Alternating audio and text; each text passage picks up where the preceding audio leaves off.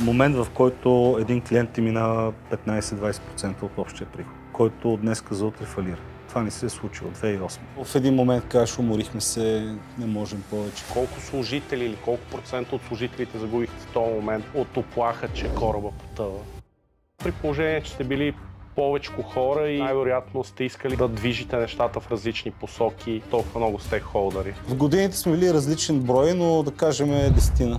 Не си само в София, отидохме в Търново, после отидохме в Скопие, отидохме до Косово. Тогава ни се обадиха Киненкарта и казаха, гледахме доста компании. Искаме да говорим за вас за придобиване. Всеки се опитва да измисли как рано да се пенсионира. Всички хора, които могат, не го правят. Освен, че не си се нагърваш с още неща и с още предизвикателства. Да чуя твоето защо. Здравейте, приятели! Добре дошли отново в моят подкаст. След кратко или не чак толкова кратко прекъсване, отново съм решил да запиша една серия с един доста интересен човек. Това е Крум Хаджи Георгиев, който е съосновател на Melon, една компания, която преди 2 години беше придобита от Кинкарта за 7-цифрена сума. И причината да го покана днеска е не само ексита на компанията, това, че преди около месец стана и председател на Българската асоциация на софтуерните компании. Баском, на която аз съм пък в управителния съвет и си поговорим за пътя към успеха. Успеха, естествено, има много лица, но ние тук си говорим за бизнес, за работа и за, може би, за социална отговорност. Здравей, Крум! Здрасти, Мори! Много се радвам първо, че прие поканата ми. Надявам се да ни бъде приятно и забавно да си поговориме. Плашат се обикновено гостите, че ги подготвим за дълги разговори, после си мисля, че времето минава бързо. И така, откъде да започнем? Кажи, първо, може би да започнем от края. Как се стигна до това Melon да бъде придобито за толкова сериозна сума? Какво ви доведе? Защо продадохте компанията или защо екзитнахте? Да си поговорим малко за това. Окей. Май ще почна с това, че случката ни се случи много скоро след като с моите партньори си обещахме да градиме солиден бизнес, с който може да се пенсионираме и не ни се продава. Напротив, гради ни се нещо, дето да е читаво, дето нас да си ни харесва. Какво се случи? Ние през годините сме имали различни моменти, включително други са ни предлагали да направим сделка, които не са се получавали по различни причини и поводи. Имали сме си нашите хиляди партньорски срещи, бордове, както искаш го наречи. И сме имали различни такива ситуации, в които в един момент кажеш, уморихме се, не можем повече. В един момент кажеш, сега нещата са окей, дайте да надградиме на това, което работи. В един момент гледаш колеги, приятели, които нали, като бърз влак минават покрай тебе и за доста по-кратък период правят нещо доста по-впечатляващо. Не е задължително да е екзит. Екзит е просто случка, в която някой външен ти валидира, че правиш нещата окей. И ние имаме през годините различни такива моменти на разрастване, които са включени, които включват нали, излизане от комфортната зона. Нали, не си само в София. Отидохме в Търново, после отидохме в Скопие. След това се чухме къде да продължим напред. И после гръмна пандемията, после нали, видяхме, че не е края на света, продължихме пътя напред. Отидохме до Косово, там се събрахме, придобихме компания, която вече работи 3 години с нас. И горе-долу тогава ни се обадиха Киненкарта и казаха, гледайте сега, ние гледахме доста компании. Даже говорихме с компания преди вас, но не се получиха нещата. Искаме да говорим за вас за придобиване. И ние казахме, окей, нали, на такъв въпрос не е по никакъв начин добра идея да кажеш, нали, гледайте си работата, ние сме най-великите и не ни интересува нищо. И това, което видяхме че реално правейки тая стъпка, няколко неща се случват едновременно за нас като партньори, защото аз не съм го направил това сам по никакъв начин. Да, колко човека сте вие? В годините сме били различен брой, но да кажем десетина, плюс-минус. Ние сме компания, която се е случила с мърджери и acquisition. Съответно, нали, всички кофаундъри, по-голямата част от кофаундърите все още са в Това е компания. доста интересно да си поговорим всъщност как се Да, управлява ще компания с толкова много стейкхолдъри. като Европейския съюз, а не като Съединените щати. Което има връзка и с това, което после може би ще си поговорим за Баском, което съм видял и съм се научил, нали, с годините. Но обратно, нали, и Киненкарта се обадиха и казаха, гледайте сега, това ни е визията, това ни е стратегията. Ние самите сме компания случена, нали, от сериозен пивот, така да го кажем, промяна на бизнес модела. Те са на 70 години компания, която се занимава с печат на книги. Да. И в един момент осъзнава, нали, че тая работа с печата на книги не е бъдещето, диджитал е бъдещето. Нали. Нали, няколко придобивания и сливания, бизнес в Щатите, бизнес в UK, публична. Само дето бизнеса в UK, нали, поред с течение на обстоятелствата, се оказва в ситуация, в която те имат много силна концентрация към една държава. И като клиенти, и като служители. И те самите започват да си задават въпроса, окей, нали, какво ни липсва, какво ни трябва стратегически, за да можем ние да разрастваме нашия бизнес. Клиентите на Киненкарта са, нали, основно enterprise, т.е. големи организации, сериозни работи, банки, публичен сектор в UK и така нататък. И това, което повечето от клиентите ги питат и повечето от конкуренцията ги бие, е липсата на Southeast Europe звено за развойна дейност. Нали, няма какво да се лъжим, тук не е по-скъпо от Лондон. И микса от двете всъщност прави много добра комбинация. И в този смисъл за европейския бизнес на Киненкарта, нали, компания като Мелан беше и продължава да е изключително важна стъпка в тяхното развитие. От нашата камбанария, нали, няколко обиколки наведнъж да навъртиш, да минеш. Ние през годините сме опитвали къде е успешно, къде не е, да отваряме офиси в чужбина, където да имаме хора, които да продават нашите услуги и да развиваме бизнеса и така нататък. Те идват с готов такъв модел, с такъв бизнес, с такива хора, с такъв екип и с такива клиенти, които буквално, нали, минаваме няколко нива нагоре. Правим кратко прекъсване, за да се абонирате за канала. Ето сега е момента, в който може да цъкнете там ли е, да се абонирате за канала и да сложите камбанка, за да не пропускате бъдещи такива видеа. И в общи ние си задахме въпроса, окей, нали, това хубаво, нали, екзит. Има някакъв ивент, нали, с финансово измерение, но за хората какво е важно? Нали, какво ще развиват тия хора? Откъде ще се учат да минат на друго ниво? И всичко това беше в общи линии, нали, букет от причини, по което ние казахме, окей, нали, времето е добро, доста време сме индепендент, независими, те хора ни харесват, визията ни е горе-долу една и съща, минаваме няколко нива напред, ние пък сме важни за тях, в общи линии има win-win сценарий, който да продължи напред. И няколко месеца по-късно подписано. Добре, да се върнем. Всъщност Мелон също е основана, мърджвайки няколко компании. Ще ни кажеш ли как, де-факто, как е началото на Мелон или твоето место, де-факто, ти откъде почна? Ще ви кажа, няма проблем. Значи, аз и двама приятели. Да. Учихме в университета, в Американския университет в Благоевград. Имахме си някакви разговори в общи линии, че ни се прави нещо наше. Не искаме да работим на работа и така нататък. И буквално пак имаше някакво, мисля, че европейско първенство по футбол. Лятото на 2000-та година завършихме университета. Имахме някакви стажове, оттам някакви познати, които ни хванаха нас тримата да помогнем с някакви мултимедийни проекти. Дизайн, мултимедия, PowerPoint презентации с повече аудио-видео. Нали? Това е 2000-та година. No. Тогава нямаше много такива неща. И на нас ни хареса и казахме, окей, всъщност това е нужда, която, нали, все повече ще се търси. Имаше мултимедийни визитки, дизайни, уебсайтовете първа почваха да се правят малотония, About Us, Contact Us, What We Do.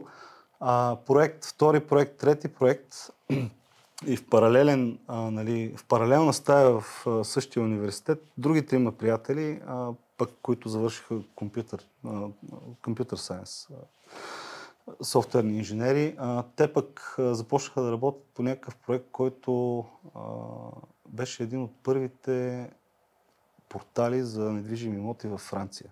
Бяха отишли в Париж, няколко месеца там изкараха, после се върнаха в София и те почнаха някаква фирма. Междувременно се появи трети стартап, който малко по-рано, отколкото според мен времето беше, имаше за цел да бъде първият тех инкубатор в България, казва се Bull Ventures. И партньорите там пък казаха, окей, ние трябва да...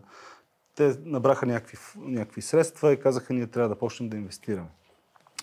Така се случи, че и в едната и в другата компания те дадоха така наречения seed capital, нали? Сравнително неголяма сума, в която ние да можем да се подсигурим с каквото ни трябва там. В нашия случай беше видеокамера, техника, компютри, нали? Ние сме току-що завършили. С другите приятели, също приятели, ние знаем как да правим визията и мултимедията, те знаят как да програмират. Дойдоха проекти, в които трябваше и двете. И ние много бързо, а пък и партньорите от Bull Ventures, нали, помогнаха, нали, да осъзнаем, че окей, тия две неща, фронтенда и бекенда, нали, те са едно. И не беше много дълго след това. 2003 реално направихме физически мърджер между тия две компании и тогава реално измислихме името Melon. Едната компания се казваше Adventure, другата WebLink. Решихме, че ни трябва нов бранд. Така започна. Няколко години по-късно други приятели, пак с Bull Ventures като партньор, те пък от Web Studio решиха да направят и те много сериозен пивот. Тогава осъзнахме, нали, силата на мобилния телефон, на смартфона. Те казаха, окей, нали, ние ще правим мобилни приложения. Правеха неща за Nokia, за Sony Ericsson, за BlackBerry и тем подобни. Тогава нямаше Apple, нямаше iPhone. Няколко години по-късно iPhone излезна, всички осъзнахме, че, нали, това е форм-фактор, не е просто нещо, за което ще има отделна екосистема. И те се присъединиха към нас, пак беше някакъв вид мърджър и така. Добре, дай да си поговорим малко. Стана ми много интересно как се управлява такава организация. Да ми разкажеш малко повече, нали, големия риск да стане орел, рак и щука, как се преодоляват тези моменти. В трудни моменти по-лесно се преодоляват, в лесни моменти не толкова. Но основното и най-важно нещо, което аз с годините осъзнавам и се присещам сравнително често да го напомня на моите партньори, е, че ако имаш здрав фундамент, ако имаш ценности, които са споделени, ако си вярваш с тия хора, ако си приятел от дете, дет се вика, и знаеш, че те няма да те подведат, това е супер важна платформа, над която се гради. Ако е финансов интерес, ако е дай да го бутаме 3 години и да го продадем, ако е, нали, аз ще правя уебсайтове, ти ще правиш друго, трето, пето, нали, ако няма meeting of minds и фундамент, ако не знаеш, нали, че посоката е една и ти можеш да вярваш на тия хора, е по-трудно. Сега, ние сме си минали през нашия път на крамоли, на разногласия. Имаме партньори, от които през годините са казали, аз съм аут. Разбирали сме се по доста културен начин. Мисля, че няма нито един от тях, с който да не мога да се видя, да обядвам, да вечерям и да си поговорим. Но е един баланс, който е много, много важен, но и е труден понякога. Имахте ли разделение кой какво прави или демек, че един движи конкретно нещо, друг горе-долу? Как разделяхте нещата? Препокривахте ли се? Имахме ясни роли. Къде ясни, къде не бяха ясни. В началото, нали, като си стартап с 20-30 човека, нали, всеки прави всичко, каквото трябва. Ако трябва да се чисти тоалетната, се чисти тоалетната. Но, нали, аз винаги съм бил човек, дето иска да ходи да продава, да разраства бизнеса, да прави бизнес девелопмент, така нататък. Повечето ми партньори, за мен това винаги е било лукс. Са били повече техничари, т.е. нали, хора, които могат да програмират, хора архитекти, хора, които израснаха в CTO, в истинския смисъл на думата. И, нали, при тях е ясно, нали, те хващат производствения процес, те развиват хората, наемат хората, оценяват хората, които наемаме и всичко останало. Имаме и партньори, които, нали, са се премествали буквално нали, от единия край в другия от гледна точка на отговорност. И, нали, един от колегите започна като програмист на Flash, ако си спомняте това нещо. Да. След това мина нали, в маркетинг, когато почнахме да правим и мобилни приложения за нас си. След което мина осъзнахме, нали, че функцията на компанията, на HR функцията, нали, да го кажем най-общо, човек, който се занимава с хората, е изключително важен и трябва да е на ниво партньор. Нали, той пък мина после и в тая роля. Така че нали, няма еднозначно, от началото си разделихме нали, нивата и всеки копа там. Добре, имате ли някакви формални срещи, да кажете, един път месечно срещаме на борд или един път седмично срещаме на борд, в който някакъв относително формален или по-скоро неформален начин. Аз ще ти дам пример с Добри, когато сме оперирали. Ние сме били само двама с съдружника ми за хората, които не знаят. Ние сме имали горе-долу някакво много принципно разделение кой какво прави, но по-скоро се информираме. Аз му звъна по телефона и казвам, мисля да правя еди какво си. И аз винаги съм казал, че сме работили на принципа, ако не си абсолютно сигурен, че другия бърка в това, което прави, дори да не го разбираш много защо иска да го прави, го оставаш да го прави. Как е било при вас при положение, че сте били повечко хора и най-вероятно сте искали да движите нещата в различни посоки? Имало ли е някой, който да каже, не, ние сме се доверили, че той взима повечето решения, ние по какъв начин се управлява? По-трудно е. При нас повечето пъти е търсен консенсуса. Не винаги сме го постигали лесно, не винаги сме го постигали бързо. Често сме имали ситуации, в които някой от колегите, от партньорите е казвал, нали, не съм съгласен, но съм с отбора и продължаваме напред. Ако това е общото мнение, действаме. Понеже мнозинството от хората, които подкарахме компаниите и след това компанията, сме ежедневно заедно, тези неща се случват нали, или адхок, когато трябва, или на седмичните оперативки, когато трябва, нали, има важни теми, но винаги сме намирали време, и сме имали и лукса да имаме така наречения неизпълнителен директор. Нали. Колегите от Blue Ventures лека по лека прераснаха в истински партньор. Нали, и бяха тези, които провокираха или пък идваха на по-формални борд срещи, където си говорихме за важни неща, за стратегия, за бъдеще, за проблеми, къде върви компанията и всичко останало. Те срещи са били често пъти 6 часа, 8 часа, нали, където първо трябва всеки да извентилира. После вече почваме да се чуваме. След това нали, започва да се избистрят идеите. И в този смисъл ясна структура с каданс, нали, седмично това, месечно това, квартърли това, на годината това, онова. С годините се изгради и в момента е доста разчетено, но няма по-силно нещо от това, когато нещо е важно и сега е момента да се говори, да дигнеш телефона и да събереш който ти трябва. Да, и да си говорите. През годините как се случи ръста ви, доколкото прочетох сте достигнали до 300 човека? Как се движихте през годините? Къде са тези майлстонове? Защото ние с империята, когато растяхме твърде бързо. Растейки твърде бързо, нон-стоп трябваше да се преструктурираме. Достигайки до 180 човека, гръмнахме тотално, казахме си това не е нашето и аз тогава си дадох, така да се каже, личното обещание, че не искам да управлявам организация по-голяма от 100 човека. Това за мен е лимита на организация, която можеш относително с плоска личностно контактна структура да познаваш всички. Ние може да знаеш, може да не знаеш. Имахме в момента, в който почнахме да растеме, си направихме една магнитна дъска в кабинета с снимките на всички хора, с имената, защото аз не мога да се разминавам в коридора с някакъв човек, който нито го знам къде, кога е дошъл, нито какво прави. И така, това ми е любопитно как се е случило при вас. Ние истински си катастрофирахме. В един момент Мен думата корпорация много ме плаши и не искам да участвам в такова нещо. Как се движихте вие през годините? Защото кажеш корпорация, думата плаши. Това е напълно нормално. Има хора, които предпочитат да познават всеки, има хора, които се адаптират, има хора, които не могат да фиреят в хаос и предпочитат структура и корпорация.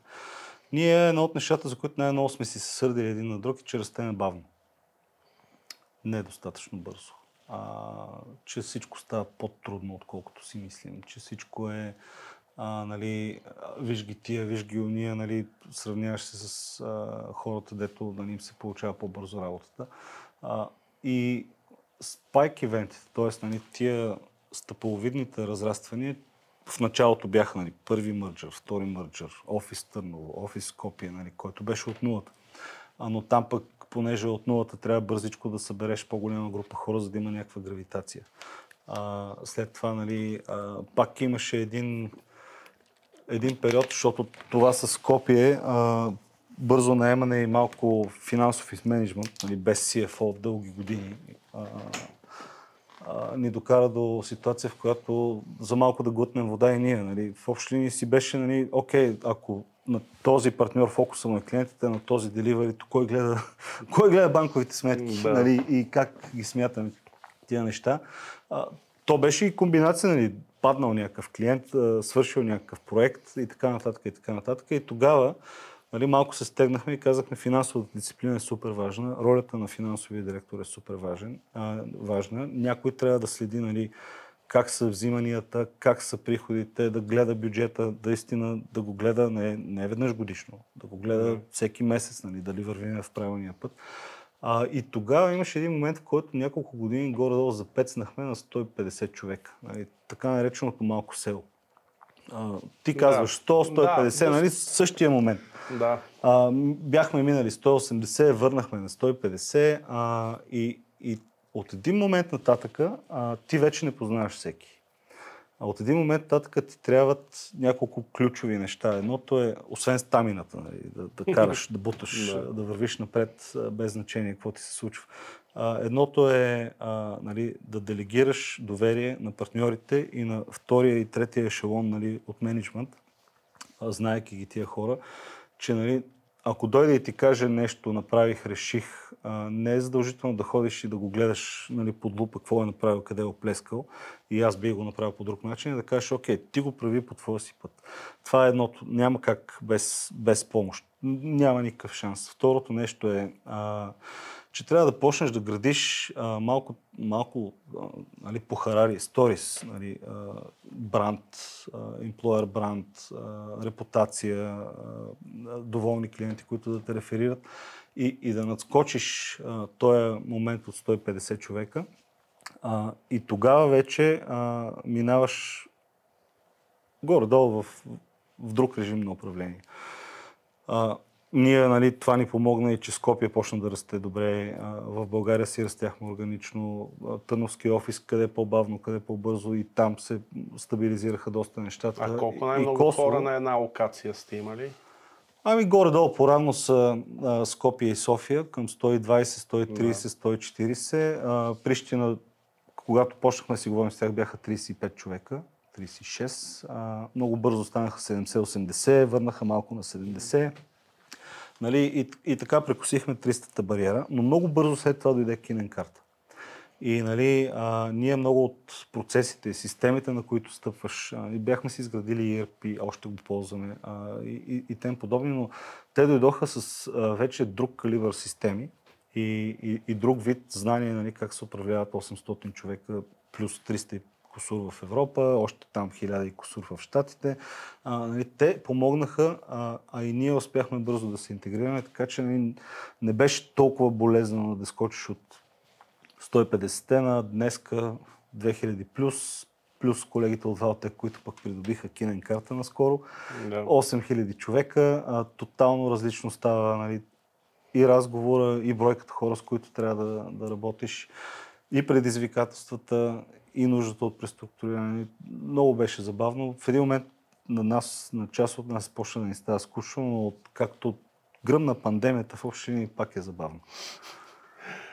Добре, вие работейки на няколко локации в различни държави, това си носи и допълнителни утежняващ фактор, културните различия.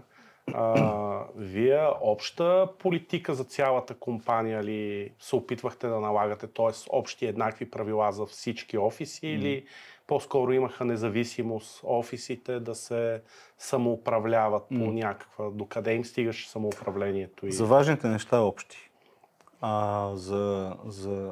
За това, което е правилно и знаеш, че е правилно, не можеш да дискриминираш заради това, че примерно имаш лукса да го направиш в другата локация, защото хората не си го. Хората си говорят. Но и ако ти системно, нали, гледаш нещата да са справедливи, нещата да са по един и същи начин правени и кои са важните неща всъщност, ценностите. Много надълбоко слизам. То е по-добре да са еднакви. Да, има културни различия. Да, когато придобихме фрактан колегите в Косово, някои от нещата ги оставихме малко да се мариноват, така да го кажа. Пример, нали, там мисля, че до ден днешен хората си плащат за кафето в офиса. Нали, аз се боря това нещо да се оправи, но чувам и обратни, нали, причини и аргументи. Не само кафето, нали, това е един малък пример просто за забавление. Има неща, които са културни различия. Има неща, които нали, хората са чувствителни теми, които за българи не са чувствителни. За македонци са чувствителни, за косовари не са. Имаме ситуация, в които нали, колега, който е от сръбски произход, нали, трябва да работи с колеги от Косово. Нали. Да, те са, конкретно момчетата в Прищина, те са много нали, модерни, млади, гледат нали, на света по неархаичен начин. Тия неща много, много лесно могат да се обяснят, почвайки отгоре надолу. Но и да, има нали, младежи, нали, имаме ли проблем с Сърбия? Ако решим да се разрастваме на там, нали, как екипа тук би го чувствал? И те, нали, мислим, че няма да има проблем, обаче нали, имаме колеги, които са загубили близки в конфликтите с Сърбия. Имаме нали, колеги, които самите са минали през някакви стрес ситуации. Няма никакъв шанс да избегнеш културните различия. В този смисъл не е лесно. В този смисъл не е толкова просто, но пък скоростта, ако придобиеш работещ екип с гравитация, менеджмент и хора, с които нали, ти си на една вълна, нещата стават по-бързо. И да, ние го играхме в Скопие с първи служител, който до ден днешен, нали, той ни стана и партньор, и до ден днешен бута и разраства екипа там. И почвайки от един, нали, културата, ценностите, какво ни е важно, нали, много по-лесно, обаче ни отне над 10 години. Да, аз първо ще кажа една забавна история и после пак ще се върнем към сериозните неща. В първата година на империята превеждах играта заедно с комюнитито. Играчи буквално на абсолютно доброволни начала превеждаха. Аз им бях изготвил софтуер, който им давах и те вътре превеждаха играта и си говоря с гръцкия човек, който е от Гърция. Нали, супер приятелски е, аз си комуникирам с всички тях, те ми помагат и не знам в каква връзка той решава да ме пита, ти всъщност какво мислиш за Македония? И аз сега се опитвам да отговоря политически коректно. Казвам ми, сега какво да ти кажа, в крайна сметка това си е тяхно право, нали?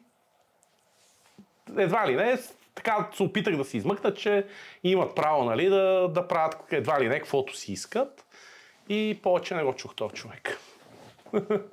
Това беше доста крайна негова реакция, но се оказва, че има хора.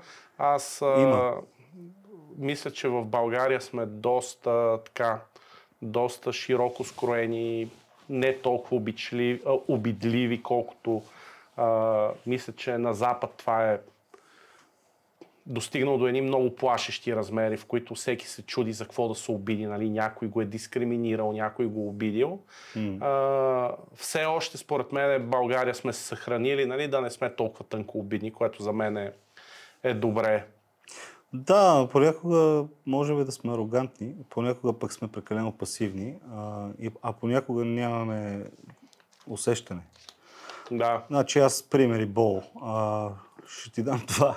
В началото с Скопския офис, тимбилдинг, всички заедно, повече алкохол. Един от нашите скача и вика: в Охрид трябва да забием българското знаме. Ужас. Не беше много добре Да. отреагирано, както и да е, нали, беше и шега, и не шега, но като цяло, нали, като стъпваш на мазола, можеш да видиш нали, ответна реакция, което за мен е изключително важно да... Окей, знай, остави хората да искат, търсят и да имат своята идентичност и желание, какво им е важно. Другата случка беше, карам цял ден до Скопие. Там е доста тегаво да се стигне все още. 3 часа и половина минимум шофиране и няма друга алтернатива. И сядам до паркинга на една пейката, точно до църквата в центъра. И един възрастен дядо вика: момко, ти какво правиш тук? Аз така и така. Колеги, ти си българин? Викам: българин съм. Вие, българите, тази църква сте палили 3 пъти. И като ме почна, аз съм уморен. И слушах малко и по-на време викам: дядо, аз не съм дошъл тук да палим, аз съм дошъл да градим. Да. И този човек буквално, нали, завъртя на 180 градуса и почна да ми обяснява истории за това как нашите сватби и техните сватби, носиите са еднакви, ритуалите са еднакви, как бабата това, бабата онова. До там стигна, а аз мълчах повечето време. Само, нали, едно-две изречения такива да обърнем. Занесе ми CD-ROM с видео на сватба, за да видя. В офиса ми го занесе на другата седмица. Викам: ще намериш моя колега, ще му го оставиш. Има го това нещо.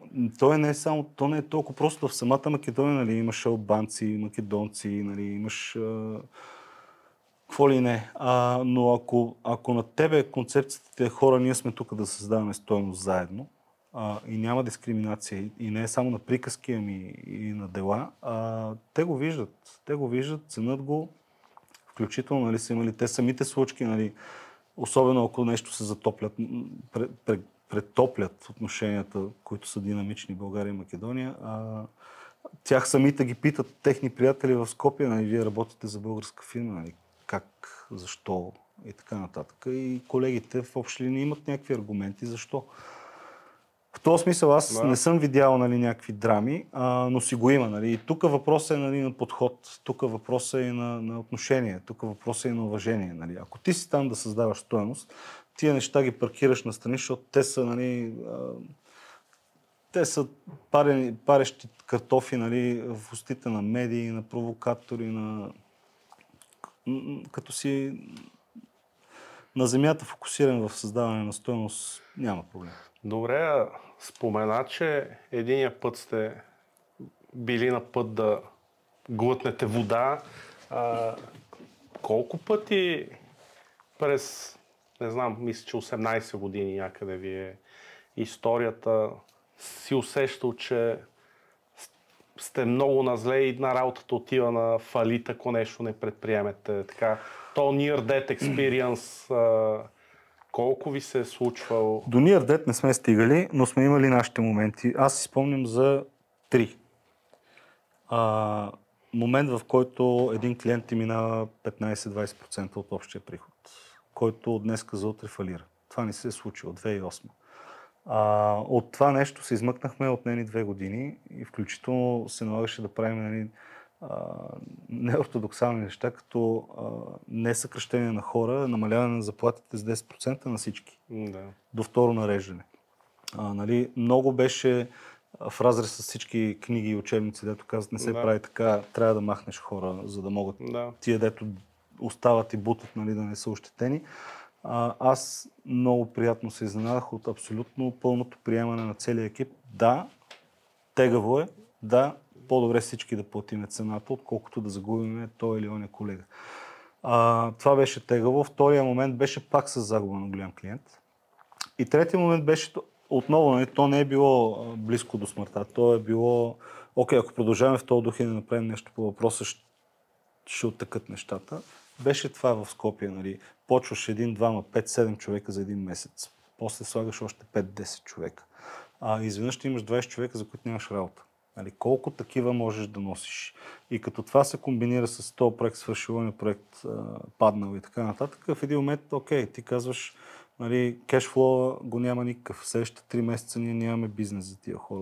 От друга страна, нали, като си влязал там, не можеш да си тръгнеш. Трябва да намериш друг вариант, за да го прескочиш този трап. И нали, с повече дисциплина, с външна помощ малко, сложихме нещата в ред, подкарахме. То не е едно и две неща, които трябва да направиш. И да, това учи, това кове.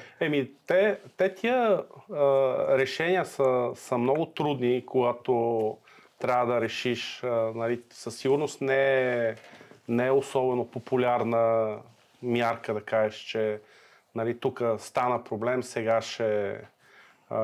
Имахте ли загуба, колко, така се каже, колко служители или колко процента от служителите загубихте в този момент от оплаха, че кораба потъва? Когато намалихте доброволно, те да си тръгнат. Да. Не сме губили хора по тази причина. Губили сме хора, като ни налазят хедхънтъри и един повлече крак. 2, 3, 4, нали? Това са били най-страшните моменти. Имали сме хора, които си тръгват, имали сме моменти, в които се е налагало, нали, да минеш и да кажеш, окей, кои са 5-10 човека или най-ниските, или колко си процента. И в тия случаи, когато го направиш, между другото, тия дето бутат и деливърват и се справят най-добре, по някакъв начин са по-скоро облегчени, по-скоро виждат, нали, че ти най-накрая си направил нещо по въпроса, тази фирма да е по-здрава, по-издръжлива. Другото, което 100% гарантирано виждаме, трябва да си искрен с хората, трябва да можеш да станеш и да обясниш на всички. Нали, да, какво се случва и защо се случва. От най-новия, от най-ниското ниво до най-високото, нали, защо и какво ти е било, нали, логиката и мислите, за да стигнеш до някакво решение и защо то в главата ти е оправдано. В повечето случаи тези всички хора оценяват супер високо. Правиме кратко прекъсване, за да ви кажа, ако продължавате да ме гледате, е престъпление да не се абонирате. Абонирайте се за канала и си сложете камбанка, за да не ме изпуснете следващия път. Аз съм изцяло на твоето мнение. Така, познат съм с болезнената си откровеност, граничи с цинизъм, но обикновено някой като ми поиска съвета, тук трябва да кажа нещо, чуда се. И аз давам съвет, обикновено мисля го и след това право куме в очи. Да, казваш директно, положението е такова, не е приятно, но мисля, че изключително подценено е според мен сред повечето дори не бизнес взаимоотношения, човешки взаимоотношения, колко е добре да си казваме нещата честно в очите.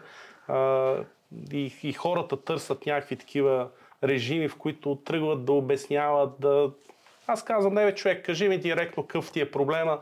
Ако знам какъв ти е проблема, има някакъв шанс да го реша. Като ме излъжеш какъв ти е проблема, ще реша фалшив проблем. Да.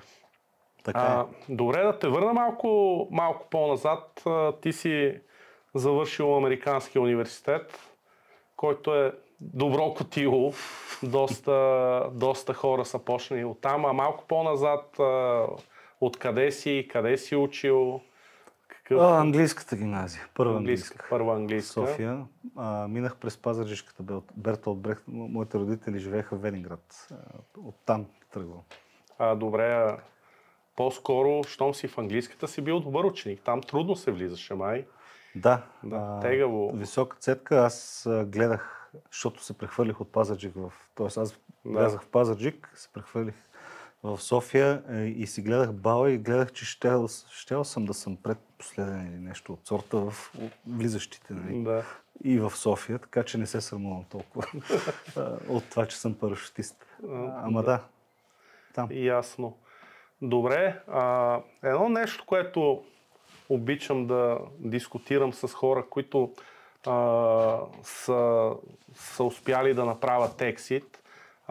Изключително популярно е сред младите. Върват хиляди подкасти, в които едва ли не всеки се опитва да измисли как рано да се пенсионира. Аз това, което забелязвам е, че всички хора, които могат рано да се пенсионират, не го правят. И ми е интересно да чуя твоето защо. Защото ти, освен че не си се пенсионирал, се нагърваш с още неща и с още предизвикателства. Какъв е твой отговор на въпроса? Сега, аз съм на 47 днес. Да. Какво е младото пенсиониране, което ти дава смисъл в живота, нали? И изключваш изцяло каквото и да било свързано с бизнеса. Деца, пътувания и така нататък, и така нататък. И ако на някой не му е супер важно, нали, наистина да не се занимава с работа, да се отдаде на хобита или на други неща, в моя случай аз нямам хобита, освен работата, защото, нали, да го подкараш това от нулата и да го докараш до където е днес, си е хоби. Хоби е, защото на мене винаги ми е било готино да отида в понеделник сутрин на работа. Винаги ми е било любопитно да си отворя имейла и да видя какво много се случва. Нали. Тия допамин лупове, плюс цялостната визия, плюс, нали, отговорността към много други хора, нали, много, много изпълващо със смисъл, нали, това, което правиш. На моменти, за съжаление, и за сметка на семейството, но се старая, нали, колкото мога. Сега, по-добре тя ги питай колко добре се справям. Та идва екзита, нали, появяват се някакви пари в банковите сметки, много неща се променят. Говорихме си с други колеги, дето са минали през това.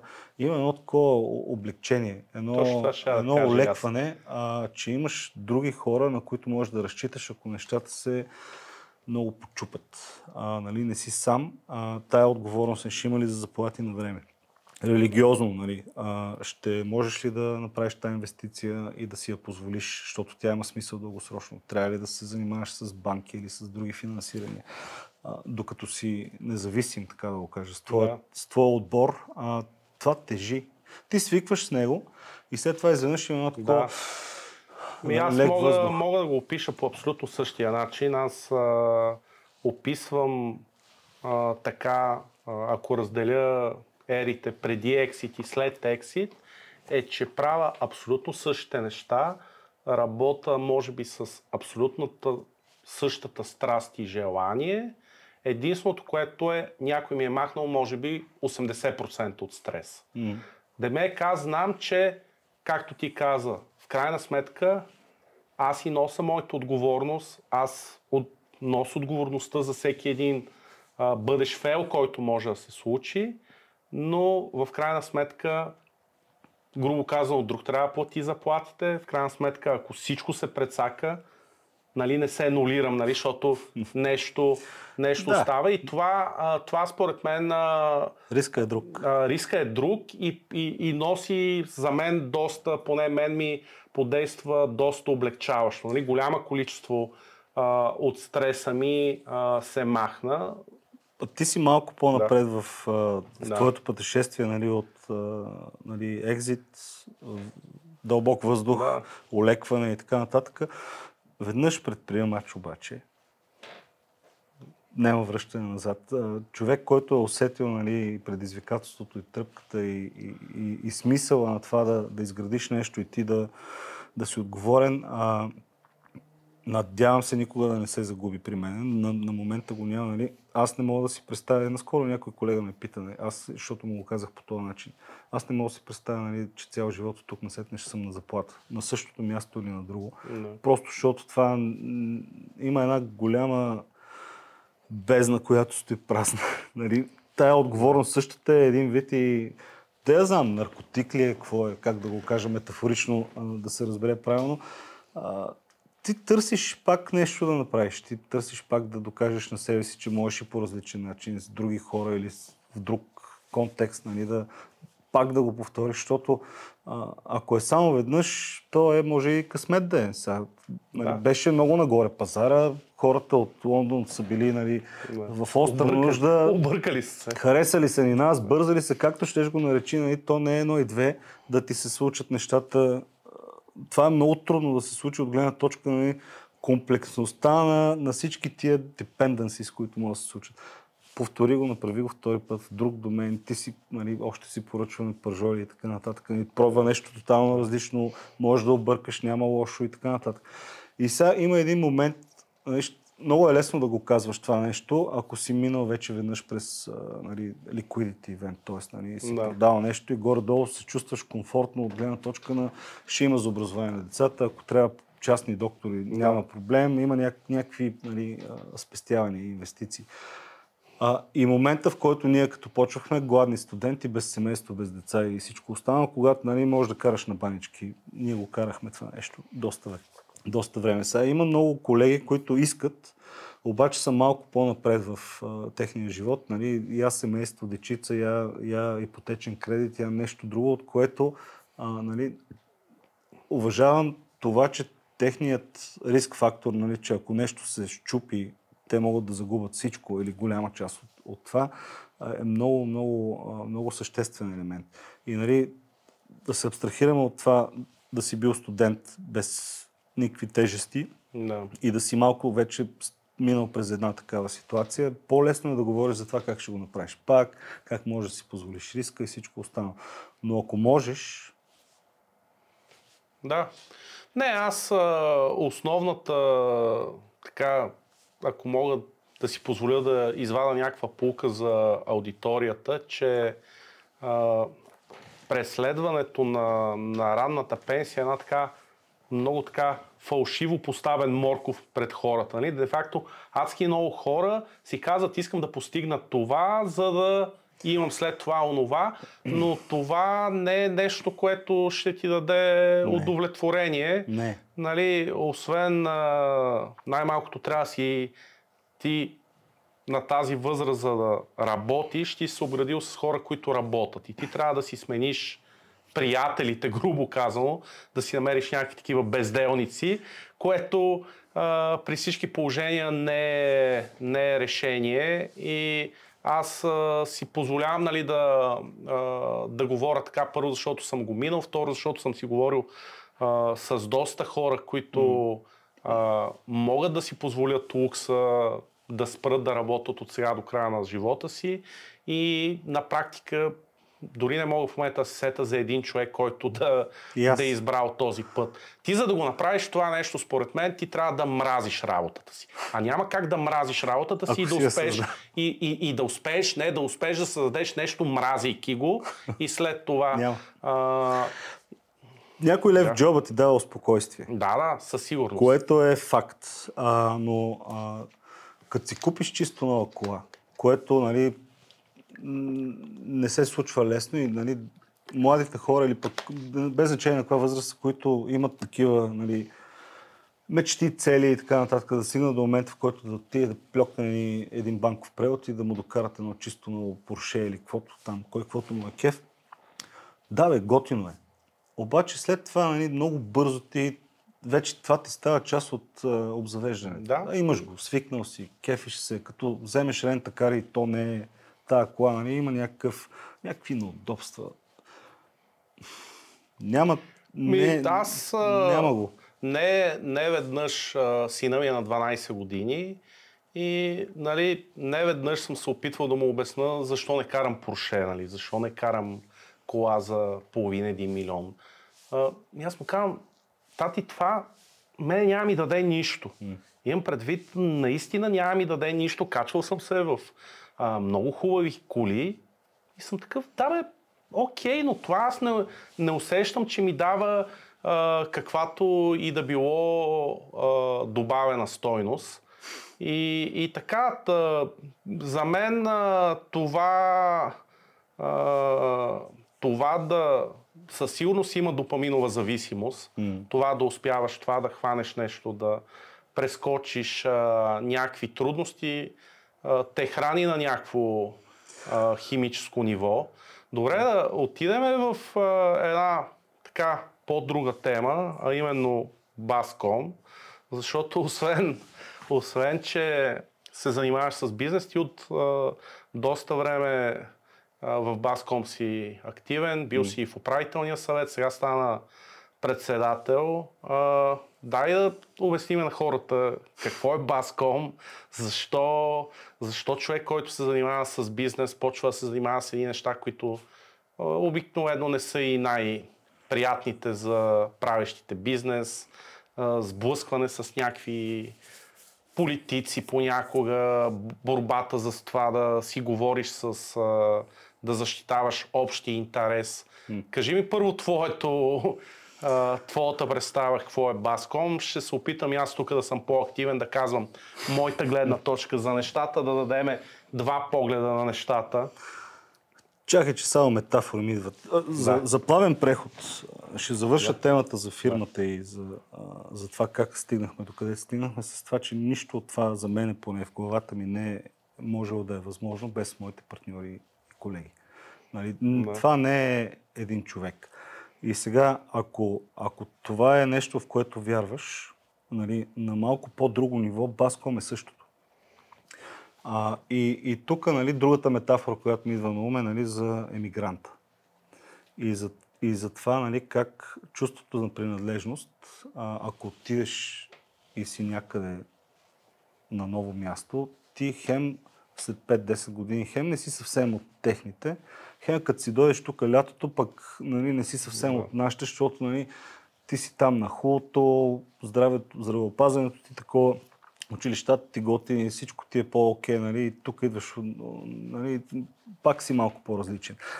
Bascom е семейство на компаниите, които го създават, точно защото ние, нали, сме една екосистема, една общност, която, нали, преди 20 години и повече, когато Bascom се създава, нали, това е била целта. Дайте да видим какви са общите проблеми и как можем да си помагаме, така че, нали, всички е по-добре да вървим напред. Аз се присъединихме към Bascom, мисля, че буквално година или две, след като тя се основа. И от тогава с малки прекъсвания все съм активен.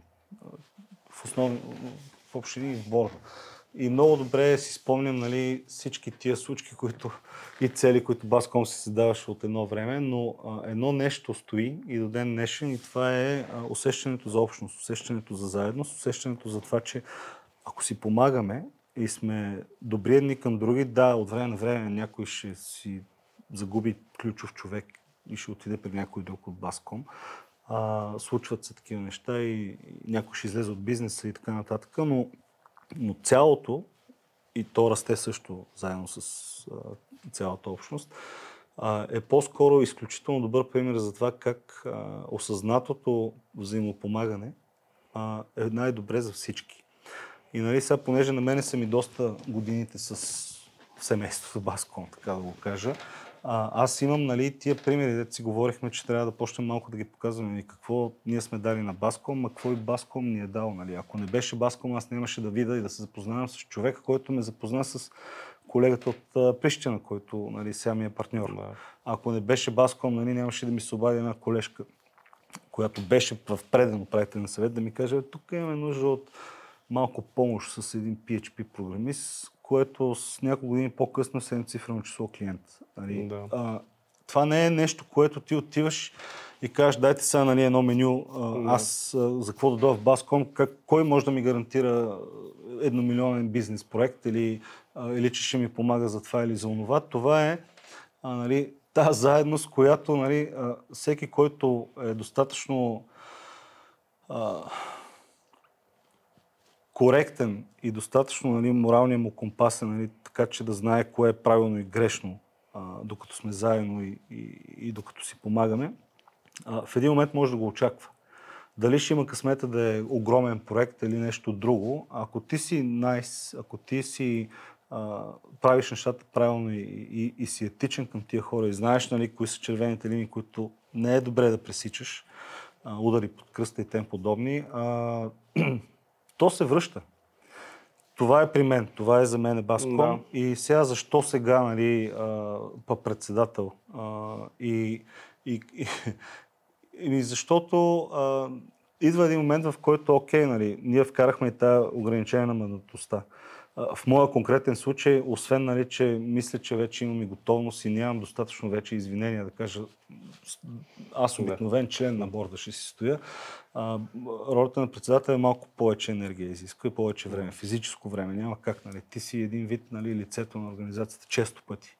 Трябва да ходиш да се видиш с този Соня на това събитие, на това интервю, но и Bascom винаги е бил повече от председателя. винаги е бил повече от предателя. Доста от колегите и в и извън управителния съвет помагат, показват се, говорят за Bascom и всичко останало. И в този смисъл, нали, аз този конкретен път беше, нали, или трябва да си взема пак почивка от Bascom, а аз искам да помагам. Това е, нали, моето място. Това са моите хора, така да го кажа. Или трябваше да стана председател. Да. Ами аз ще кажа моето защо и как аз ги виждам нещата. Те до голяма степен ще преповторят това, което ти каза. Както е една компания, нали, то може да съществува, но това е нещо много малко. Ти сам не можеш да бъдеш компания. Ако искаш да постигнеш някакви по-големи неща, трябва да се съберете в една организация. Във вашия случай даже сте направили нещо доста сложно, да съберете доста хора, нали, което прави историята още по-интересна, но в повечето случаи да съберете 2-3 души, след това да направите една организация, която да надгради и колкото повече хора се събирате, толкова по-голям шанс имате да успеете да направите. Това е необходимо и недостатъчно условие да се случи нещо. И обаче всяка една компания, ако това нещо го направим в скела на следващото ниво, една компания пък не може да постигне едни по-големи цели, които може да постигне една браншова организация. Независимо колко значима компания си в държавата, ти не можеш да почнеш да се бориш за интереса на цялата индустрия, по проста причина, че не само няма причина, а то може да се каже, че и нередно една компания да си говори с политици, да си говори с властта и така нататък. Тя няма как да бъде чута, защото не е правилно тя да може да говори. Обединението от такива компании вече почват да представляват интерес и да има смисъл и да има шанс да повлияят на държавата, да се случат някакви неща в положителна посока. Може би последните, не знам от колко години, сигурно има 10 на години, но последните 10 години, откакто аз съм в Bascom, почти е невъзможно да се видим и да не си говорим за образование.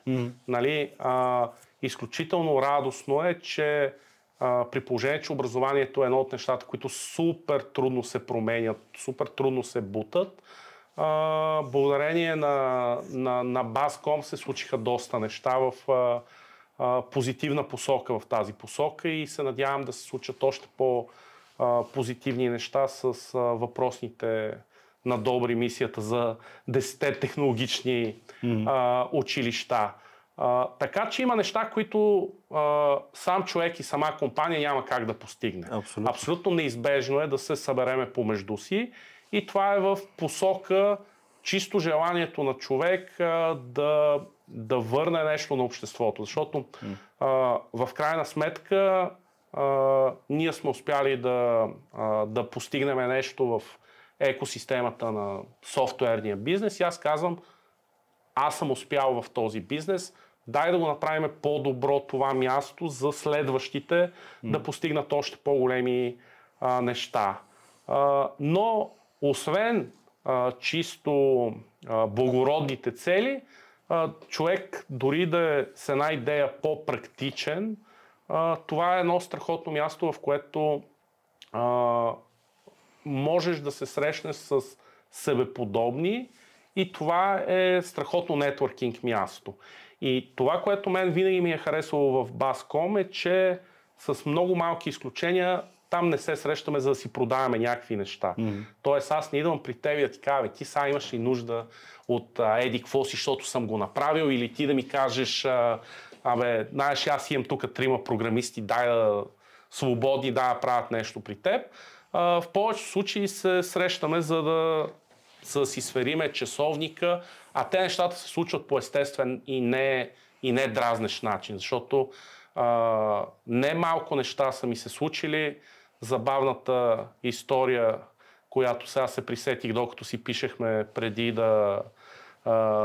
да започнем подкаста, е, че благодарение на Bascom имаме едно така преживяване, което ми е един ачивмент, който не че има голямо значение, ама човек се кефи Bascom преди години беше пратил на Appnetics, на аутсорсинг компанията ни, едно предложение, така и така, има свободни места в делегацията, която ще лети с президента Плевнелиев до Бразилия и Аржентина. Сумата за да се присъедините ето такава, искате ли да се присъедините?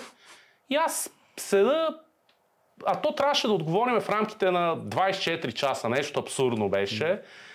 Аз седа, гледам и си казвам, добре, аз не съм ходил в Бразилия и Аржентина, не съм летял в президентския самолет.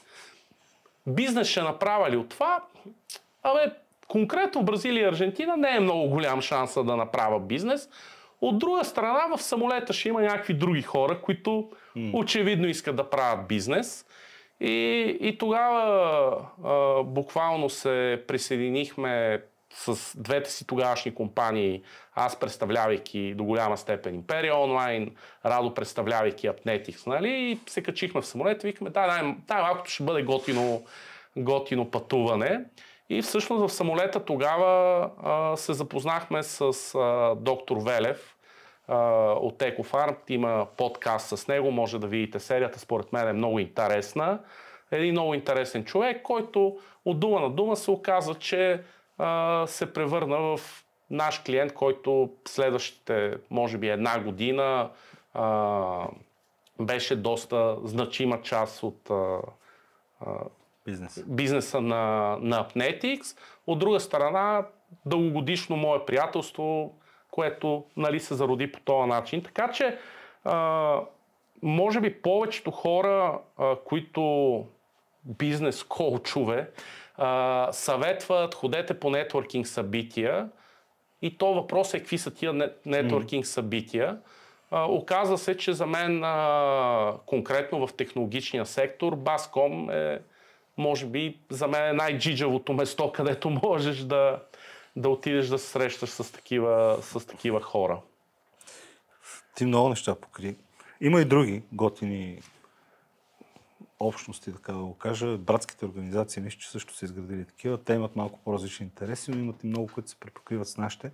Прав си за това, че има общ знаменател. И с гласа на много говориш по различен начин, отколкото с гласа на малко.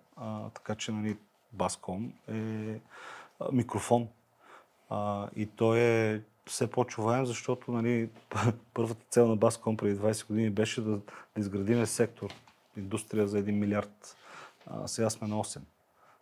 И, нали, това идва и малко с една отговорност, че ти като говориш чрез Bascom, от името на Bascom, нали, ти всъщност в общи линии говориш с доста сериозен гръб зад себе си и той продължава да расте. И в този смисъл общите проблеми, образованието винаги, осъзнаването на това, че липсата на кадри, дългосрочността на проблема, системата, че е маратон, че не е спринт, че не става от днес за утре, че, нали, то е и малко и самосъзряване на всички дет сме вътре и няма някой, който да каже, всъщност това не е важно. Едно време беше експорт по нощен, ходехме по панаири и така нататък. Хората, шегата беше с колко договора се връщаш, отговора често пъти беше с нула, нали? Обаче като го правиш 10-15 години и това ти е цел, много хора започнаха да виждат стойност това нещо. Днеска са другите инициативи, нали, за връщането, как да си вземем тия хора, дето са избягали от тук, защото нямат възможности за развитие. Ето ви варианти, които са, нали, достатъчно интересни, достатъчно на световно ниво и междувременно ще ви позволят, нали, с оглед, нали, цената на живота в България, вие да сте всъщност не по-зле, в някои случаи по-добре като качество на живот от колеги, от вашето там. Завръщането, бранда на България, то е, нали, къде е IT-то в бранда България, колко добре се познава, че това е един сектор, който носи много сериозно добавена стойност и помага на много повече хора, отколкото те си мислят, нали, с всичко, дето връщаме обратно. И не на последно място, все повечето примери и в Bascom, и в Besco, и в iBest, и в другите там клъстери, организации, асоциации на успешни предприемачи, успешни истории на компании, които са успешни въпреки пречките на нашето общество и са успешни по правилния начин, с правилните ценности. Нали. Всичко сме си платили, не играем мръсно обществени поръчки, не правим лоши неща, нали, за да се придвижим не е на напред. гърба на някой. И нали, сега това, което една от нещата, които според мен Баском може да прави по-добре, а пък и вече има с какво, е да казва на младите деца. Може и по този начин тук да се постигне нещо и да се направи нещо. И те вече знаят, родителите на моите деца, че програмиста е с добра заплата. Те вече ги нали, насочват към мини през ЦМГ или през НПМГ или през Правец или през ТУЕС или новите 10, надяваме се, училища, за да можеш по-бързо да стигнеш до такава роля и такава кариера, защото това си струва и защото това ще ти даде много по-висок летящ старт, нали, в това да се оправиш живот и така нататък. Следващото, нали, е окей, нали, дайте да говорим и на следващото поколение предприемачи. Често, най-вече добри, нали, съм го чувал по много забавен начин, както винаги доказвам. И те, младите, дето дойдоха в Баском, това им е първата, нали, икономическа криза или забавяне, така да го кажем. Те не са като нас, нали, ние автоматично да знаем какво е и какво се прави в тия случаи. Ние можем да си помагаме взаимно и да им кажем, нали, хора, спокойно, случва се и всичко останало. Баском е много повече от, нали, едно или две и много повече от 150 члена, които надявам се да растат също. Но най-фундаменталното нещо е, че това е общество от приятели, които са се научили да си помагат, са видяли ползата от това и не се притесняват да си споделят информация, която в един червен океан или там в един доста свиреп, нали, конкурентен сектор би могла да бъде използвана срещу тях. Имало е случай на това някой да дойде да продава. Аз съм го правил също. Казал съм, вижте, еди си кой си, имаме такъв и такъв продукт и услуга, правили сме го, работи добре за подобен клиент. Погледнете го.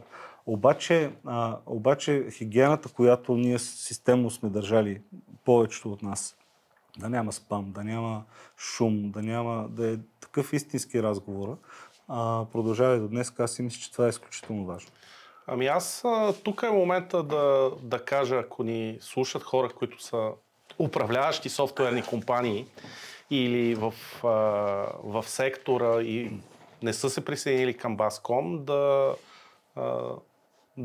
го направят, защото всъщност много често хората си задават въпроса, добре, бе, какво толкова ще променя?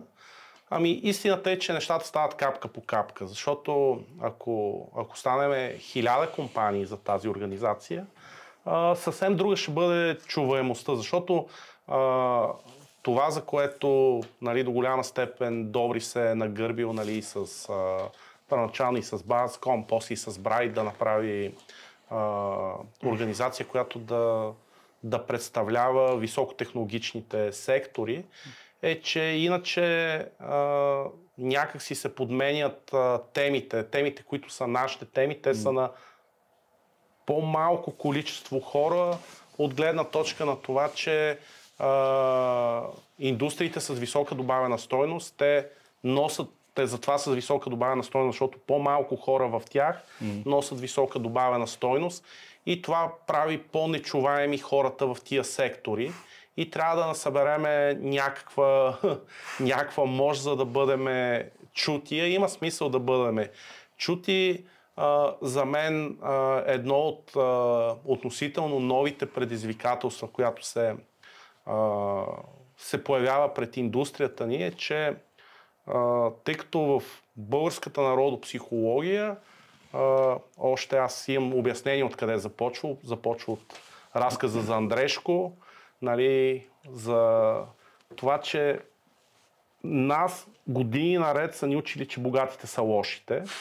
И в един момент сектора, визирам програмистите, бяха заклеймени, че са богати и станаха лоши. Сега не отричам, че има понякога изключителна арогантност в млади хора, които са на изключително такива 20-25 години, които живота им се е стекал добре, започнали са да взимат добри пари, които ги е превърнало в арогантни типове, които дразнат обществото, но при всички положения, ако в България този сектор расте, абсолютно всичките сателити сателитни длъжности, сателитни...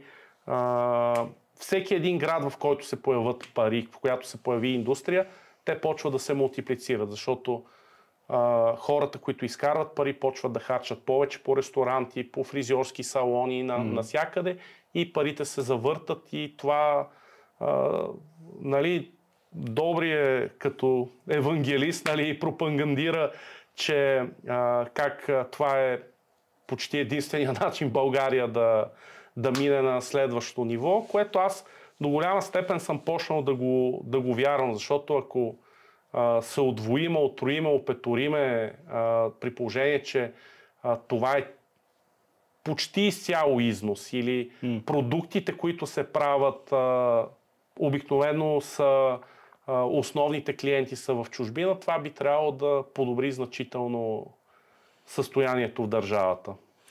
Тук има две страни на тази монета. Кратко прекъсване, много бързо надцъквате абониране за канала към банката и продължаваме към видеото.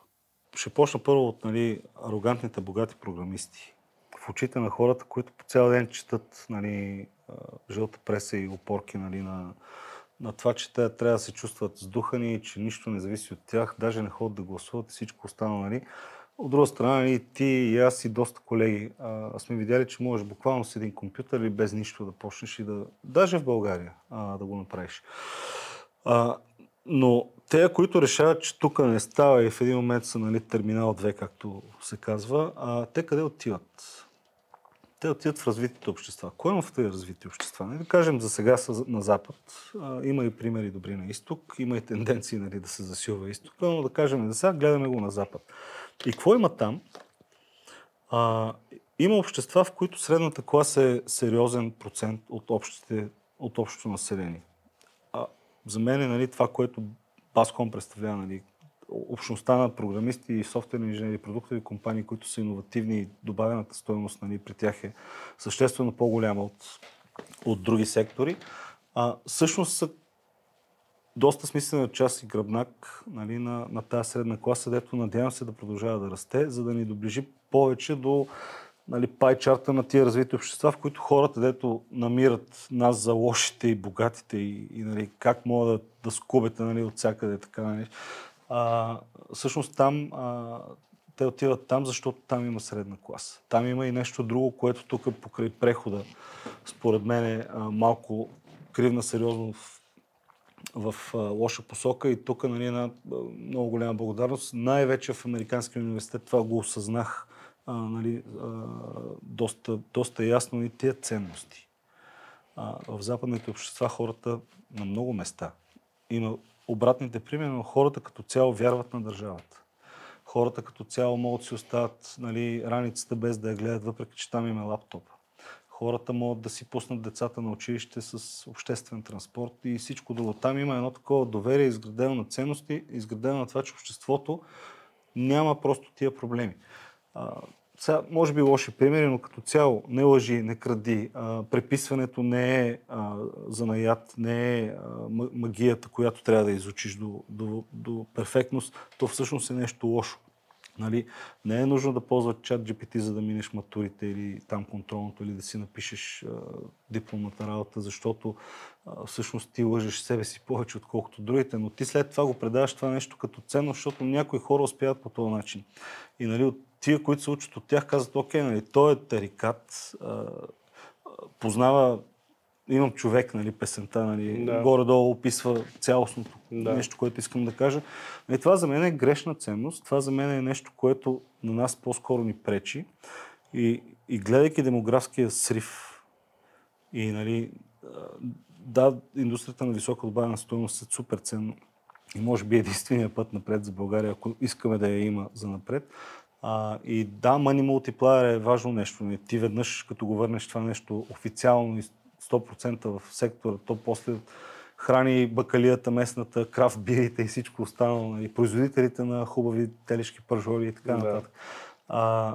Те бягат там, защото тук отказват да се борят да го направим. И аз мисля, че нали, и Bascom, и Besco, и iBest, и няколко други нали, са комюнити, с които помагат да има повече такъв тип успех и повече такъв тип хора с такива ценности и трябва да ги показваме като постър бойс, като добрите примери на моите деца, които идват след нас. Другата страна на монетата, защото го казах, и това си го говорим също Баско, е, че именно защото сме в по-висока добавена стойност, защото по-лесно ние продаваме на Запад или на където и да било извън България, самата България изостава. Нали, както и индустрията, така и държавата, и електронното правителство, и ако щеш, нали, всички около тях, и институции, образователни институции, който щеш, нали, с дигитализацията. Защото програмистите бачкат за навънка. Или си копат продукт, който пак продават повече навънка и те не можеш да ги пипаш, нали, затова да помогнат на другите участници в нашата екосистема, защото то не е само бизнеса да е добре. Той бизнесът ще е добре, ако всички останали участници в екосистемата правят правилните неща и са добре. Включително правителството, включително R&D институтите, включително училищата и университетите и още и още. Имаме и малко дълг към България за това, че ние малко по тангентата минаваме, за това да даваме обратно. Аз ще ти кажа, за съжаление, правилата на свободния пазар, те не могат да ти простат. Когато основавахме с добри Империя Mobile, де-факто предшественика, после се ребрандирахме на Apnetix, имахме така романтичната идея как се стигна до това основаване. През годините десетки познати с различни бизнеси са такива. Ти тук, нали, се занимаваш с нещо софтуер, може ли да ми направиш нещо? И аз казвам, хора, не мога да ви направя нищо, защото имам си бизнес, не мога да... И в един момент, когато имахме стагнация в Империя онлайн, това достигане до 180 човека, за което ти казах, когато стигнахме до извода, че трябва да посвиеме, бяхме пред избор дали да освободиме хора. Нали, това с намаляването на заплатите пък изглежда още по-сложно. И ние тогава избрахме пък третото нещо. Ние направихме спин-оф. Да. Ние направихме спин-оф. Добро стечение на обстоятелствата. Появи се човек, който може и разбира от този бизнес, тъй като ние не разбирахме от този бизнес. И нали, решихме да направим Imperia Mobile. И тогава аз имах една така романтична идея. Казвам си, аз познавам толкова хора, не трябва да се занимавам с ходене да продавам навън, ще работя с продаване вътре. И тогава така бързия влак се удари в една стена. Нали, пробихме една-две стени, но не беше най-ефективният начин. Защо? Защото дори тогава, а те вече нещата са станали още по-скъпи, в момента, в който аз метна на мой познат нещата на кост, ама на кост, то е... Да. Ти знаеш, като смяташ на коста, сигурно съм на минус. Нали? Щом си мисля, че съм ги сметнал, няма начин да не съм пропуснал нещо. И в един момент се оказа, че мене буквално ми е неудобно да му кажа цената, защото аз съм човек, който разбира от бизнес.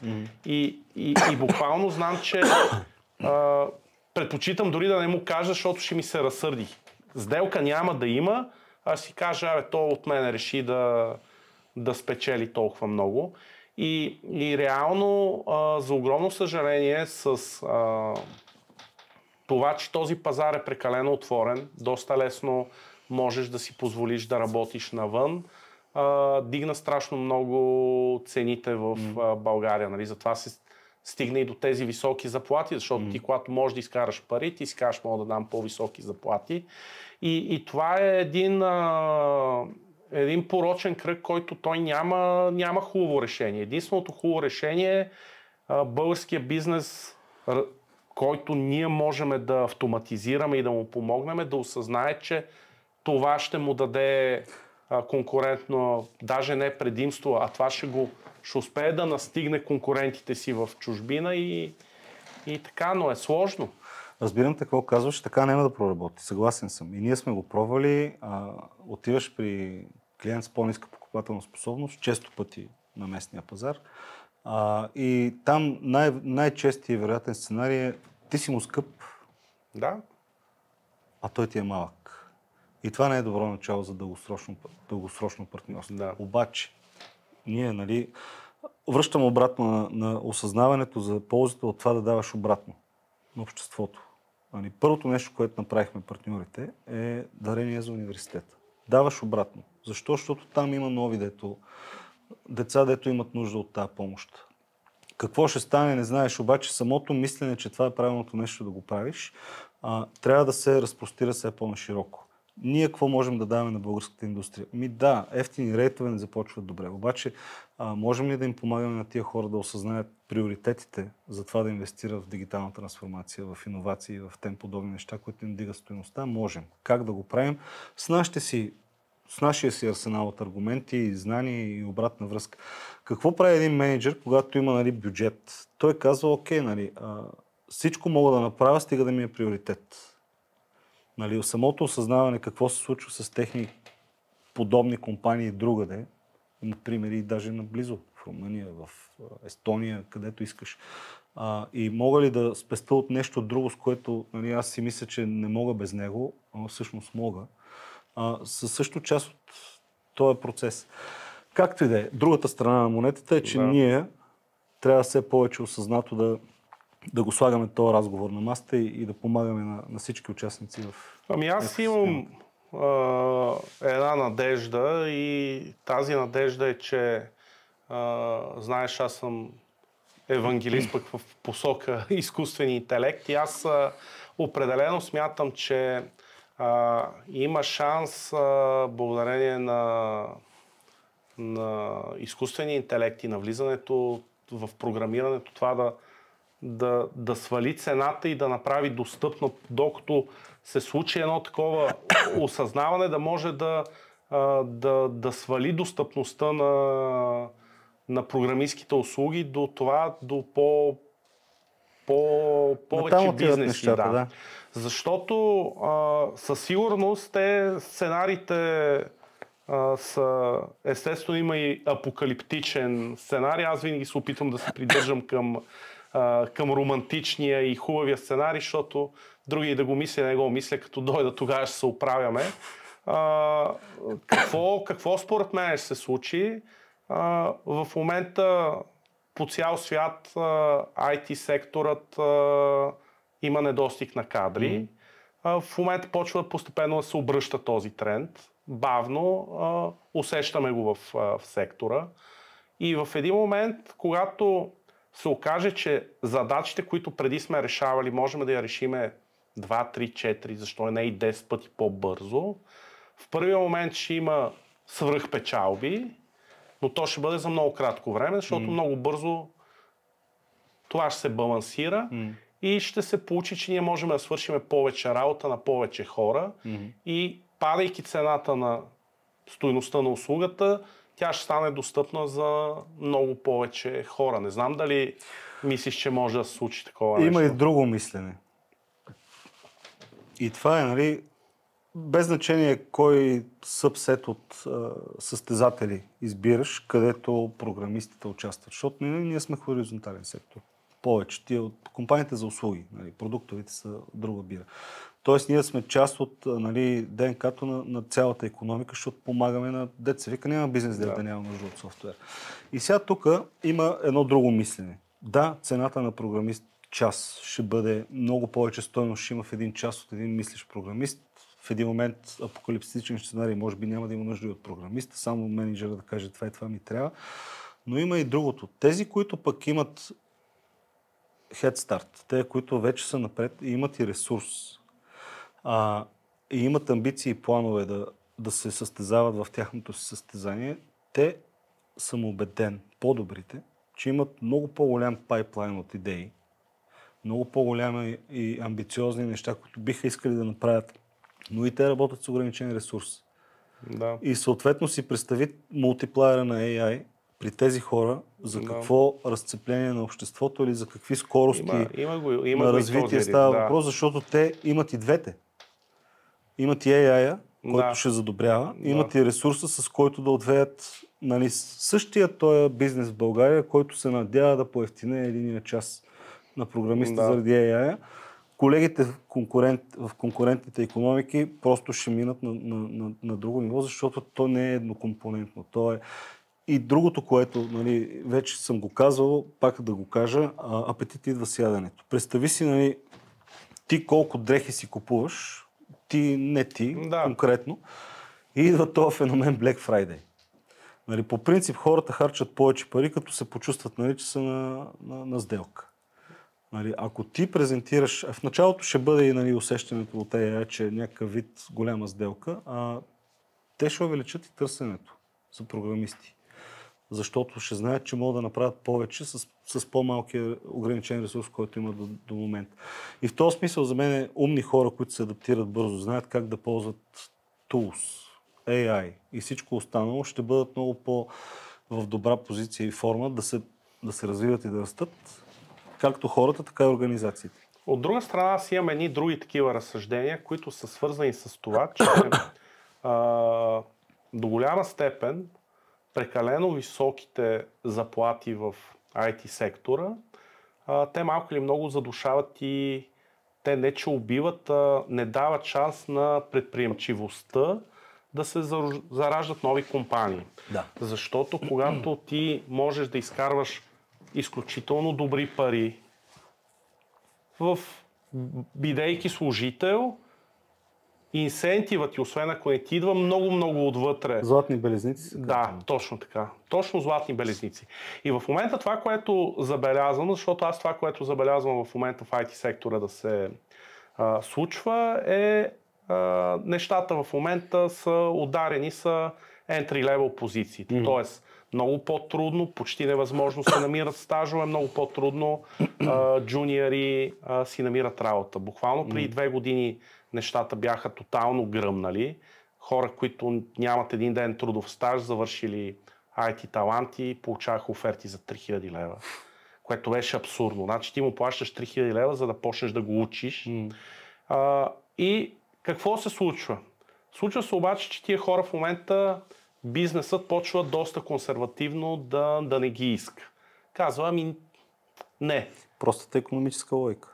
Така. И това обаче за мен дава шанс на тези хора, първо, благодарение на технологиите, защото аз смятам, че само ползвайки ChatGPT и Copilot, един такъв човек може много сериозно да си направи стартъп, защото в един момент мисля, че аз смятам, че има едни цикли, в които конкретно в гейминга, в който аз мога да се кажа, че повече разбирам, има такива умира едно време, в което можеш няколко човека, 3-4 човека да направите игра, която да стане световен хит. И ти си кажеш, това вече е невъзможно. В следващия момент се появява нова платформа, примерно появяват се мобилните телефони и се оказва, че вече има ново место, на което някой човека можете с готина идея да направите нещо и то да стане световен феномен. По същия начин в момента аз смятам, че благодарение на изкуствен интелект се връщат времената, в които 1, 2, 3 души наистина могат да направят сериозен продукт без кой знае какво финансиране, защото последните години усложняването на технологиите, дигането на цената доведе до това, че аз не мога да си представя да направиш технологична компания, която е някакъв стартъп с по-малко от 500 000, 1 милион. Защото ти си кажеш, каквото и да правим, ние ще го правим поне минимум 6 месеца, 1 година и като сметнеш колко пари ще гориш, ти си кажеш, каквато идея да ми трябва, ще го правя с страшно много пари. И комбинацията от двете неща, че изкуствен интелект ти дава шанс да си много по-продуктивен, плюс това, че някакви хора не те искат, за мен би трябвало да даде сериозен буст на предприемчивостта, което се надявам, че се случи. Защото аз много пъти съм си задавал въпрос. Ако на някой на мен, когато съм създавал Imperia Online, ми е казал, че ще ми даде примерно 10 000 лева заплата, дали съм щял да създам Imperia Online? И отговора не е много сигурно. Не е много сигурно. Прав си. Както се казва по нашински, всяко зло за добро, ама аз също бих го обърнал на... Това са възможности и контекста на ситуацията, в които много неща могат да се създадат, иначе не биха. Имах един от моите партньори, като смятахме сметките покрай сделката, каза, нали, аз винаги съм жертвал голяма част от заплатата, която мога да получавам другаде, ако отида там и съм просто на заплата. Даже беше ръмвал някакви сравнения. Какво би се случило, да. И в общини, може да докараш математиката, ако е само на един измерител, да не ти е много приятна да я видиш.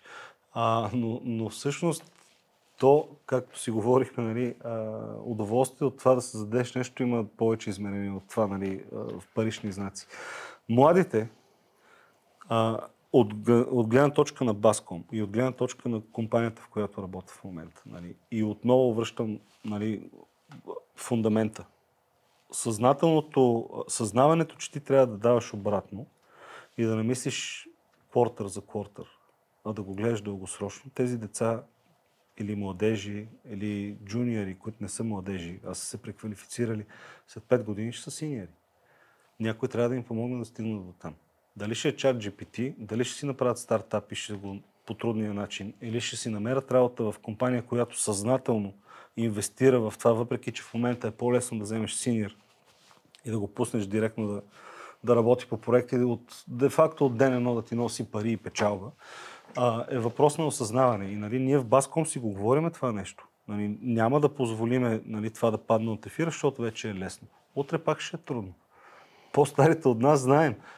Аз почнах, като почвахме работа, една обява 140 кандидати. Такова нещо не е имало от тогава. Само надолу. После бяха 140 обяви един кандидат. Но то е... Да, махалото за първи път почва да се движи в другата посока. Всяка криза. Много пъти съм разказвал на хора, които са извън индустрията.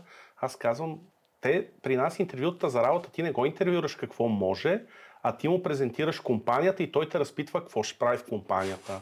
Ама на какви технологии ще го правят. Ама то сега, и това са пак хубавите въпроси, ако ти задава за технологии, много често ти задава неща за придобивки, за home office, за всичките неща, които... което за мен е... Виж сега, и от двете страни има кликбейт примери. Да. И ние като работодатели се ядосахме, като гледахме обяви за работа 20 000 лева, чисто плюс всички екстри, кола и апартаменти, лятна вила и така нататък, което е 0,005% от пазара, но това е нещо, което всички виждат, включително нашите колеги. И то натрупва. И натрупването води до, окей, пичове, ние сме много назад от пазара. И обратното, това дето го кажеш, тия арогантни момчета, дето идват и ти казват, че има ли точки по бананите, за да знам и всичко останало. Те пак са един малък процент. В голяма степен това е едно от нещата, които лично на мен ми носи едно от най-големите удовлетворения. Работим с много читави, умни и образовани хора. И това е един част от проблемите на това, че ние си казваме сами, че сме в някакъв балон. Защото ти си ми разказвал история, в която като излезеш от София и излезеш от сектора и ти трябва хора, които да ти помогнат да свършите нещо за някаква организация, проблема е на толкова различно ниво от имането въобще на тия хора и техното мислене, че ние сме малко облагодетелствени на това, че в по-голяма степен 90% от хората, с които работим, всъщност са хем умни, хем читави, хем вършат работа. Примери и от двете страни. Има примери.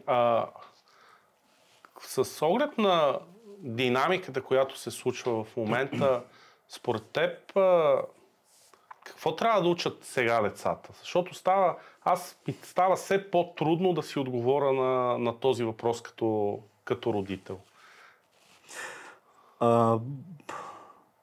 Още преди една камара години Явор Джонев го беше казал, нали, добре. Да. То, нали, не го е измислил и той, но изводът е доста смислен и доста логичен. В експоненциално растяща, променяща се среда, единственото нещо, което трябва да учиш е как да учиш. Как да се адаптираш, как да се учиш бързо, как да възприемаш знание и информация, как да го анализираш бързо, да го прилагаш в това, което евентуално новото утре ще донесе, което днеска даже не сме си представили. Кога пуснаха ChatGPT? Година има ли?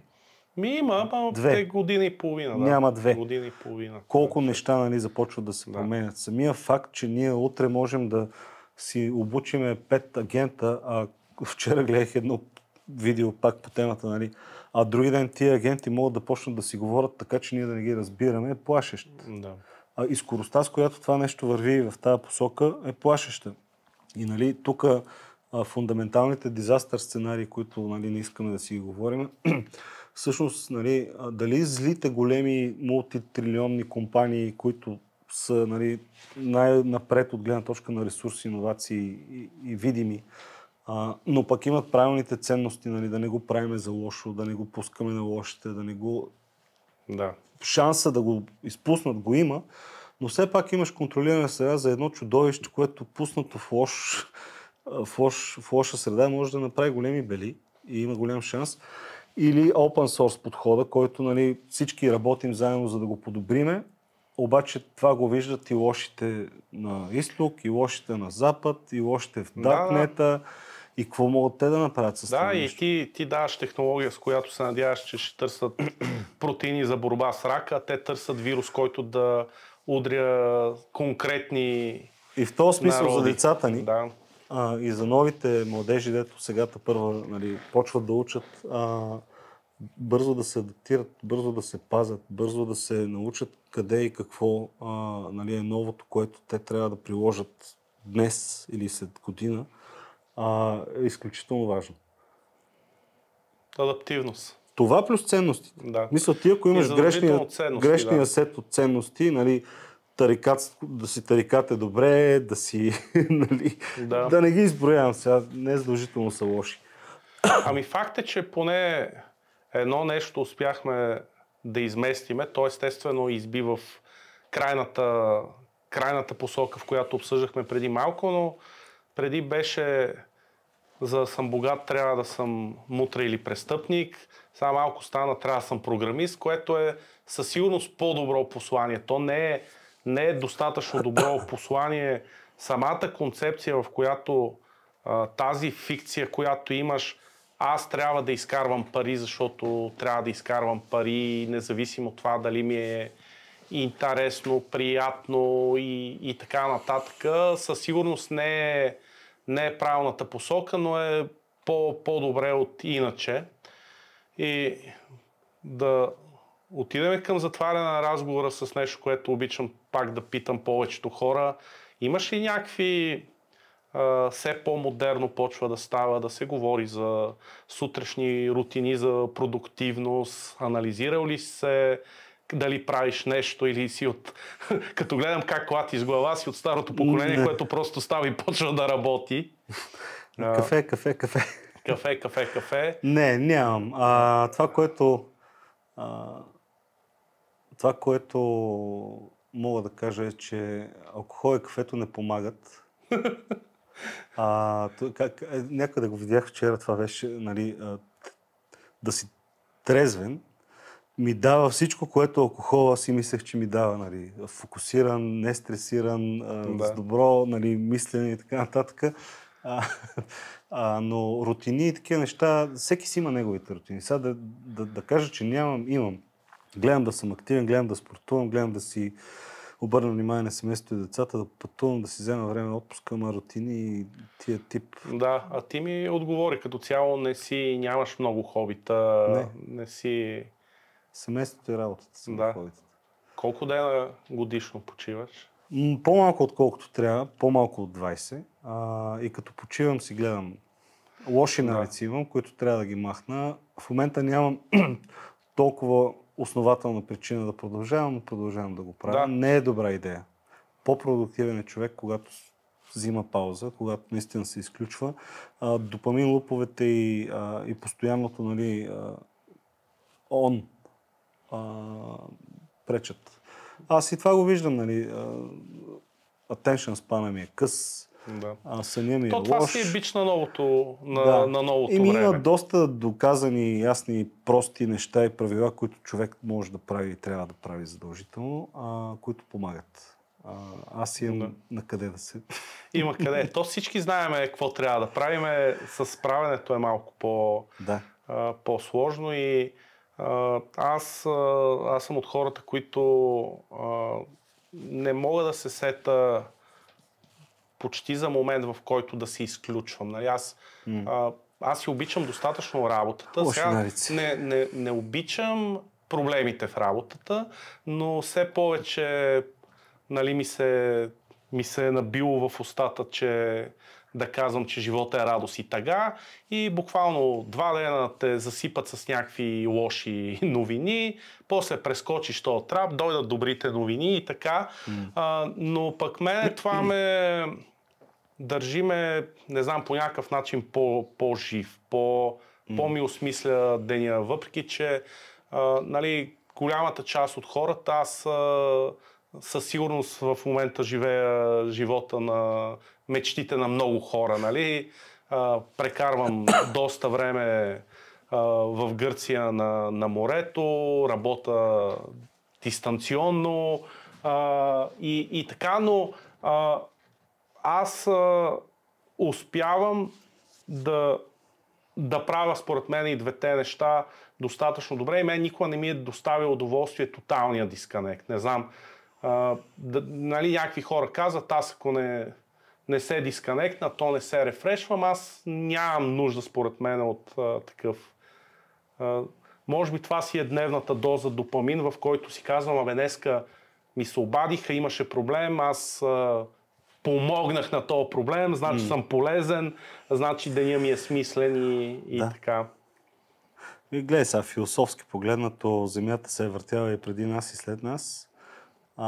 Практично погледнато, в работата проблеми има винаги и ние, нали, това ни е част от ежедневието. Принципът е колкото повече време имаш, т.е. колкото по-рано разбереш за един проблем, толкова по-голям шанс е да го решиш добре. Е една от причините, която, нали, аз постоянно гледам какво се случва. Да. Но един професор на времето скоро ми каза, нали, за някакви здравословни неща бях там, той каза, гледай сега, младеж, на мене ми го каза, доста по-опитен и възрастен, гледаш на здравето си с спомена на какво е било назад, а посоката е напред и не става по-лесно. И, нали, ако мога да посъветвам себе си и другите, напред не става по-лесно. Тялото по-уморено. Мозъка също е част от тялото. Трябва да почива. Да. Добре. Благодаря ти много за това участие. Има ли нещо, което не съм те попитал, искаш да споделиш? Не се сещам. Не се сещаш. Благодаря ти много и до нови срещи.